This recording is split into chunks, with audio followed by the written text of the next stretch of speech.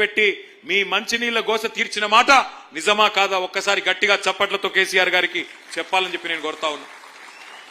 కేసీఆర్ ప్రభుత్వం రాకముందు ఏ అపార్ట్మెంట్ కి పోయినా డీజిల్ గబ్బు, జనరేటర్లు, ఏ చిన్న దుకాణానికి పోయినా ఇన్వర్టర్లు, ఎండాకాలం వచ్చిందంటే పంకా కూడా తిరగలేని పరిస్థితి.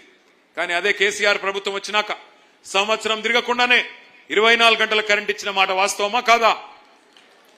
ఇచ్చిన మాట వాస్తవమా కాదా? నేను ఇవాళ మీ అందరికీ కూకట్పల్లిలో వాగ్దానం చేస్తా ఉన్నా, మళ్ళీ తిరిగి వచ్చేది 2028లో ముమ్మాటికి గులాబీ జెండానే వస్తుంది, కేసీఆర్ గారు ముఖ్యమంత్రి అవుతారు. నేను మీకు వాగ్దానం చేస్తా ఉన్నా, మీ ఎమ్మెల్యే గారు ముందే చెప్తా ఉన్నా, 24 గంటల కరెంట్ ఎట్లా అయితే ఇచ్చామో హైదరాబాద్ మహానగరంలో 24 గంటలు మంచినీళ్ళు ఇచ్చే బాధ్యత కూడా నాది అని చెప్పి నేను మీకు విజ్ఞప్తి చేస్తా ఉన్నా. తప్పకుండా అది చేసి చూపెడతా అని చెప్పి కూడా మా ఆడబిడ్డలందరికీ నేను వాగ్దానం చేస్తా ఉన్నా. అనుకుంటే అసంభవం ఏమీ కాదు. 65 ఏళ్లు కాంగ్రెస్ వాళ్ళు కరెంటు కూడా ఇవ్వలేకపోయినారు. వ్యవసాయానికి కరెంట్ ఇవ్వలేదు, హైదరాబాద్ లో ఇళ్లలో కరెంట్ ఇవ్వలేదు, ఆఖరికి పరిశ్రమలకు కరెంట్ ఇవ్వకపోతే వారానికి 3 రోజులు మా కుత్బుల్లాపూర్ లో శివారు ప్రాంతాల్లో ఉండే మరి పరిశ్రమలు మూత పెట్టుకునే పరిస్థితి. అందుకే నేను మీకు చెప్తా ఉన్నా, 24 గంటల కరెంట్ ఇచ్చింది కేసీఆరే. రేపు మళ్ళీ 24 గంటల నీళ్లు హైదరాబాద్ మహానగరంలో ఇవ్వబోయేది తిరిగి మళ్ళీ కేసీఆర్ అనే మాటను మీకు విజ్ఞప్తి చేస్తా ఉన్నా. తప్పకుండా ఇచ్చి మీ మనసు గెలుచుకుంటామని చెప్పి కూడా విజ్ఞప్తి చేస్తా ఉన్నా. 1, 2 కాదు, ఒక మంచి నీళ్లు కరెంటు మాత్రమే కాదు, హైదరాబాద్ లో ఎన్ని పనులు చేసుకున్నాం మనం. కరోనా వస్తే ఆ రోజు మూతికి బట్ట కట్టుకొని మూతికి మాస్క్ వేసుకొని ఎవరి ఇళ్లలో వాళ్ళు కూర్చునే ఒక దయనీయమైన పరిస్థితి. అది చూసిన తర్వాత కేసీఆర్ గారు ఆలోచన చేసి ఈ పరిస్థితి మళ్ళీ భవిష్యత్తులో ఎప్పుడన్నా వస్తే మన పిల్లలకు మన బిడ్డలకు ఈ పరిస్థితి మళ్ళీ తలెత్తకూడదు. ఇట్లాంటి దరిద్రమైన పరిస్థితి గుర్తు తెచ్చుకోండి ఒకసారి. వెంటిలేటర్ల కోసం పైరవీలు, ఆక్సిజన్ బెడ్స్ కోసం పైరవీలు, ఆక్సిజన్ కాన్సన్ట్రేటర్ కావాలన్నా అని దండం పెట్టుకునే పరిస్థితి ఎమ్మెల్యేలకి నాయకులకి. ఆ పరిస్థితి మళ్ళీ రావద్దని చెప్పి కేసీఆర్ గారి నాయకత్వంలో ప్రతి బస్తీలో ఒక బస్తీ దవాఖానా పెట్టుకున్నాం. బస్తీ దవాఖానాలు 350 బస్తీ దవాఖానాలు. ఏ చిన్న గోలికి కూడా, ఏ చిన్న మందు బిల్లకు కూడా రూపాయి ఇచ్చే అవసరం లేకుండా ఉచితంగా ఆ కార్యక్రమం. అట్లాగే డయాగ్నోస్టిక్ పరీక్షలు, డి హబ్ పేరిట డయాగ్నోస్టిక్ పరీక్షలు, 24 రకాల వైద్య పరీక్షలు ఉచితంగా చేసుకున్నాం. అట్లాగే హైదరాబాద్ అంటే ఒకనాడు గాంధీ, ఉస్మానియా, నిమ్స్, ఈ 3 తప్ప ఒక్క కొత్త ఆసుపత్రి కూడా కట్టలేదు 65 ఏళ్లలో గతంలో ఉన్న ప్రభుత్వాలు. ఒక్కటంటే ఒక్క ఆసుపత్రి కూడా కట్టలే. అప్పుడెప్పుడో స్వాతంత్రం రాకముందు నిజాం నవాబు కట్టిన గాంధీ, ఉస్మానియా, అదేవిధంగా Nizam's institute of medical sciences NIMS Panjagutta, ఈ 3 తప్ప హైదరాబాద్ లో ఒక్క కొత్త ప్రభుత్వ దవాఖాన కూడా 65 ఏళ్లలో ఏ ప్రభుత్వం కట్టలేదు. అదే మన నాయకుడు కేసీఆర్ గారు హైదరాబాద్ లోని పేద ప్రజల కోసం 1 కాదు 2 కాదు 4 TIMS hospital, Telangana institute of medical sciences, ఒక్కొక్కటి 1000 పడకల ఆసుపత్రి సనత్ నగర్ లో, ఎల్బీ నగర్ లో, అల్వాలలో, గచ్చిబౌలిలో, ఉత్తరం, పశ్చిమం, దక్షిణం, తూర్పు అన్ని వైపులా 4 వైపులా 4000 కొత్త పడకలు, అందులో 3వ వంతు ఐసీయూ, ఈ రకంగా ఏర్పాటు చేయడం జరిగింది. అట్లాగే ఉన్న నిమ్స్ హాస్పిటల్ ను కూడా ఇంకొక 2000 పడకలు పెంచి అక్కడ కూడా విస్తరణ చేసుకున్నాం. అంటే కొత్తగా కేసీఆర్ గారి ప్రభుత్వం వచ్చినాక, మన రాష్ట్రం వచ్చినాక పేద ప్రజల ఆరోగ్యం కోసం బ్రహ్మాండంగా మనం ఆనాడు కష్టపడి టిమ్స్ హాస్పిటల్ కడితే ఇక ముఖ్యమంత్రి గారు పోయి రిబ్బన్లు కట్ చేస్తా ఉన్నాడు. ఆయన జేబులో కత్తెర పెట్టుకొని తిరుగుతా ఉన్నాడు ముఖ్యమంత్రి గారు. పాపం జేబులో కత్తెర పెట్టుకొని తిరుగుతున్నాడంటే జేబు దొంగ అనుకునేరు. ఆయన జేబు దొంగ కాదు, గజ దొంగ. జేబు దొంగలు పాపం చిన్న చిన్న దొంగతనాలు చేస్తారు. ఈయన మామూలు దొంగ కాదు, దండుపాలెం బ్యాచ్ కు నాయకుడు. కాబట్టి ఆయన ఆ జేబులో కత్తెర పెట్టుకొని ఎక్కడ మనం కట్టిన ఫ్లైఓవర్ ఉంటే అక్కడ పోయి రిబ్బన్ కట్ చేస్తాడు. ఎక్కడ మనం కట్టిన బిల్డింగ్లు, టిమ్స్ హాస్పిటల్ లాంటి బిల్డింగ్లు ఉంటే వాటికి రిబ్బన్లు కట్ చేస్తాడు. మనం కట్టిన డబుల్ బెడ్రూమ్ ఇళ్లకు పోయి రిబ్బన్లు కట్ చేసి మేమే ఇచ్చినామని చెప్తున్నాడు. నేను ఈ వేదిక ద్వారా, కూకట్పల్లి వేదిక ద్వారా అడుగుతా ఉన్నా రేవంత్ రెడ్డి గారిని, అయ్యా రేవంత్ రెడ్డి గారు, ఇందిరమ్మ ఇండ్లు అన్నావు కదా, ఇందిరమ్మ ఇండ్లంటివి కదా, ఎస్సీ ఎస్టీలకు 6 లక్షలు ఇస్తా అన్నావు, మిగతా వాళ్ళందరికీ 5 లక్షలు ఇస్తా అన్నావు.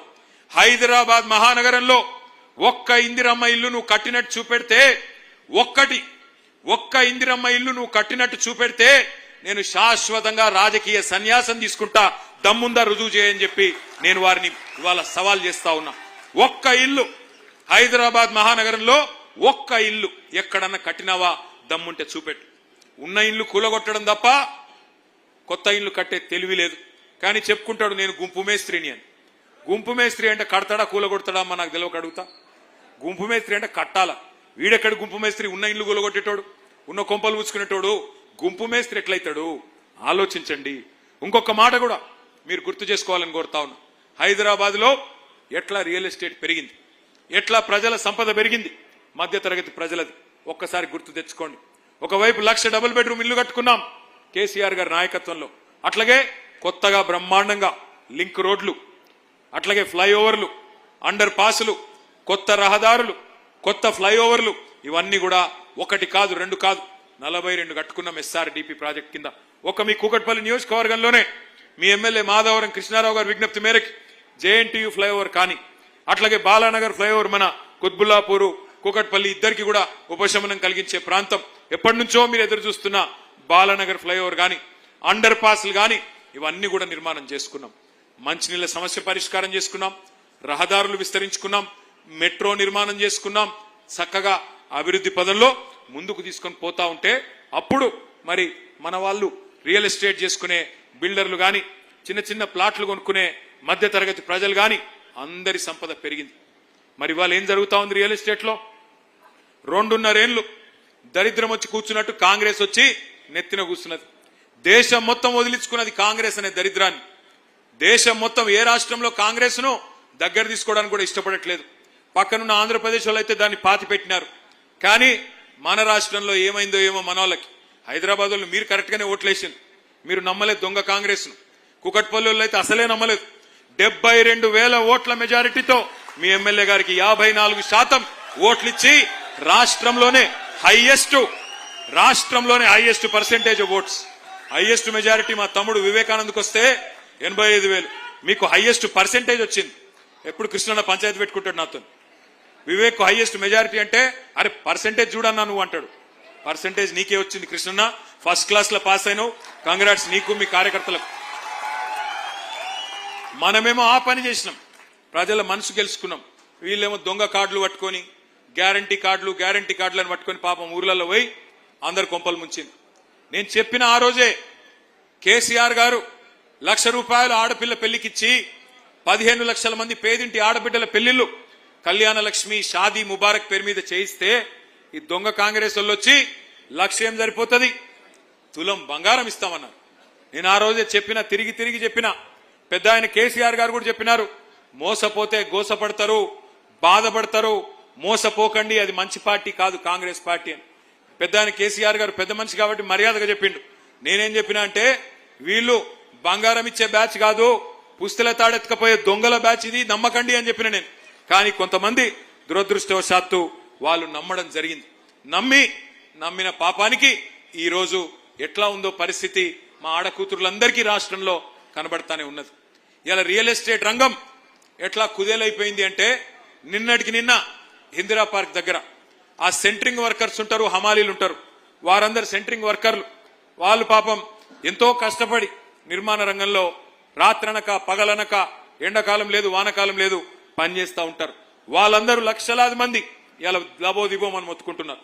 నిన్న కృష్ణారావు గారు, మా తలసాని శ్రీనివాస్ యాదవ్ గారు, మా గౌరవ ఎమ్మెల్యేలు 3-4 పోయి వాళ్ళకు ధైర్యం చెప్పొచ్చినారు.